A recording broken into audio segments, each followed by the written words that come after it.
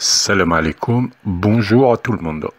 Alors là, je vais toujours revenir sur donc la réconciliation des mémoires entre la France et l'Algérie, et entre l'Algérie et la France, parce que ça va dans les deux sens.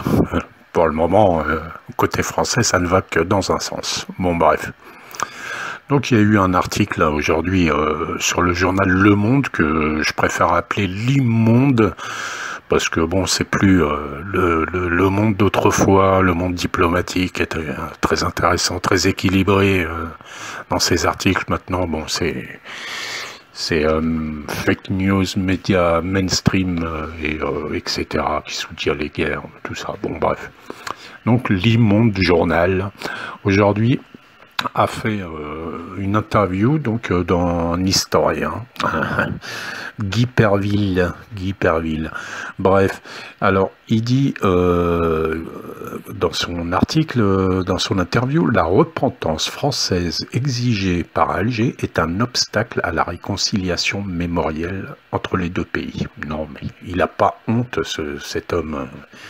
Donc c'est l'Algérie qui demande donc la repentance, et que c'est ça l'obstacle. Donc c'est nous les responsables, bien sûr.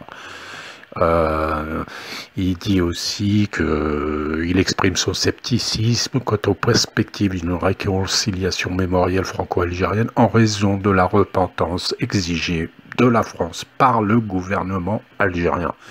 Donc, mais Yachemch, il n'a pas honte en français, mais c'est vraiment des psychopathes finalement, hein. On le sait depuis très longtemps, hein, faire des crimes pareils, couper des oreilles aux gens, les torturer, tuer des civils constamment, bon bref, tous les crimes, pour eux, non, il n'y a pas de problème.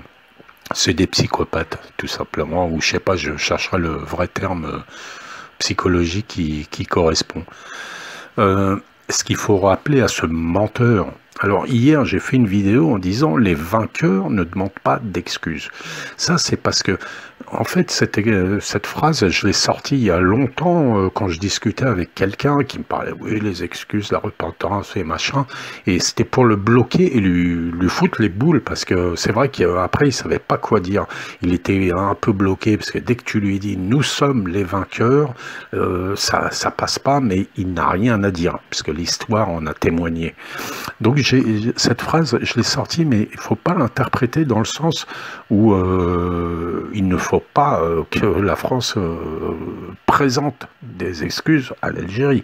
C'est que nous, de notre côté, parce qu'il ne faut pas oublier que cette histoire de repentance et d'excuses, c'est une manipulation côté français. C'est eux qui disent que l'Algérie demande des excuses. Ça n'est pas nous, de notre côté, pas officiellement en tout cas, ça c'est clair, vous pouvez chercher, jamais officiellement ça a été demandé.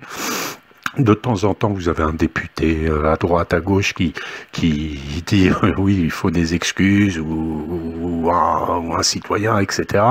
Ça, c'est pas l'État algérien qui l'a demandé officiellement. Donc, ce menteur d'historien bon bref, quand il dit que le gouvernement algérien bloque parce qu'il demande des excuses, c'est un menteur, c'est un mensonge. Il n'y a pas de demande officielle d'excuses côté algérien, ça c'est clair et net. Voilà, donc après, ce qu'il faut savoir, c'est que par contre, côté algérien, il y a le refus total de réécriture de l'histoire. C'est ce dont je parlais hier dans la vidéo. Hein, les vainqueurs écrivent l'histoire et les autres racontent leurs histoires. Donc ça, c'est un refus total. Ce que la France aimerait nous pousser l'Algérie dans ce piège. Je vais faire une parenthèse rapide sur les Harkis et les Français qui ont soutenu l'indépendance. La grande différence entre la France et l'Algérie, c'est que ces Harkis qui l'ont soutenu, qui ont soutenu la France, ils se sont retrouvés comme des miséreux en France, complètement rabaissés, complètement niés, vraiment, ils étaient traîtres côté algérien et côté français, en fait, personne les a estimés, ni l'État français, ni rien, ils ont mis 40 ans, je sais pas quoi, à reconnaître un petit bout un petit peu. Côté algérien, c'est tout le contraire. Les Français qui ont soutenu l'indépendance, ils sont honorés chaque année. France Fanon, bon, la liste elle est longue, alhamdoulilah, et ils sont honorés. Les Harkis, si les Français avaient quelque chose de, si c'était pas des psychopathes complètement tarés, ça c'est clair, c'est pas la peine de, j'utilise ces mots-là, s'il y a des Français qui m'écoutent, vous ne pouvez pas considérer que tous les crimes qui ont été commis, c'est rien du tout, vous êtes des tarés, c'est clair et net. Les Harkis auraient dû, de votre côté, si on suit la logique humaine normale, être honorés pour le combat qu'ils ont mené pour vous et à vos côtés, etc. Nous, côté algérien, c'est ce qu'on fait et c'est ce qu'on a fait. Bon, Issoudun, etc., etc. Donc nous, on a beaucoup plus d'honneur, bien sûr. Les Algériens ont beaucoup plus d'honneur que les Français. Ça, c'est clair et net. Maintenant, le but de tout ça, c'est de signer un traité de réconciliation et d'amitié qui devrait être signé. Donc le but, c'est le signer à l'occasion du 60e anniversaire de l'indépendance de l'Algérie, donc 1962-2022, année des élections en France. Parce que donc c'est pas qu'une question d'élection, mais sachez que Macron, en tout cas, il compte beaucoup sur le vote des Algériens de France. Et moi, j'appelle, moi je vote pas parce que j'ai la nationalité algérienne, j'ai jamais voulu la nationalité française. J'ai une carte de résidence renouvelable 10 ans sur la base des accords d'Évian. Voilà. Et le jour où il y a un parti extrême ou quoi qui veut annuler cette loi, et ben je retourne dans mon pays et de toute façon c'est déjà ce que j'ai fait. Bref, mais en attendant, carte de résidence, je ne vote pas en France. Mais si je votais, je ne voterais surtout pas ni pour la droite ni pour la gauche.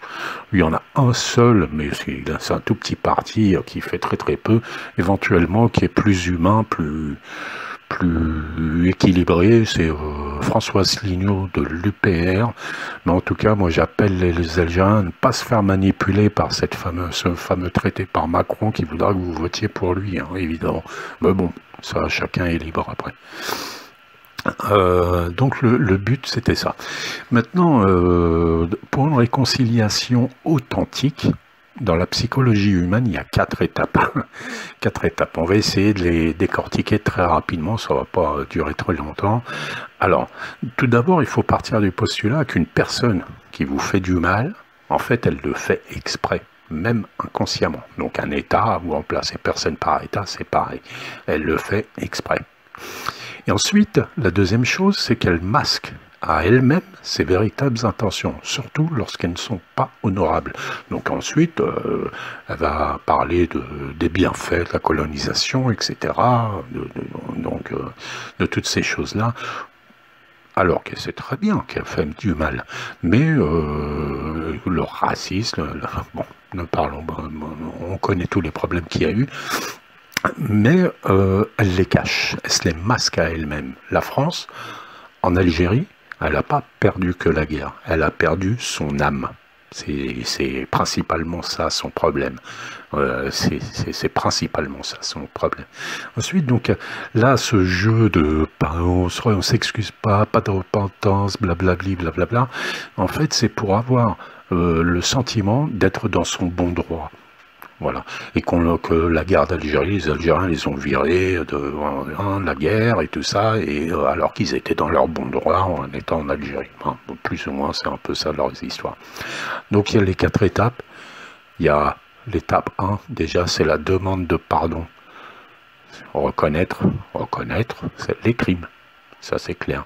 Ensuite, l'étape 2, c'est la réparation. La réparation de tout le mal qu'ils ont fait. L'étape 3, c'est l'engagement, c'est-à-dire l'engagement ni de recommencer, mais aussi au niveau d'un État, c'est d'arrêter de tout le temps dénigrer l'Algérie, etc., dans la presse, etc., etc.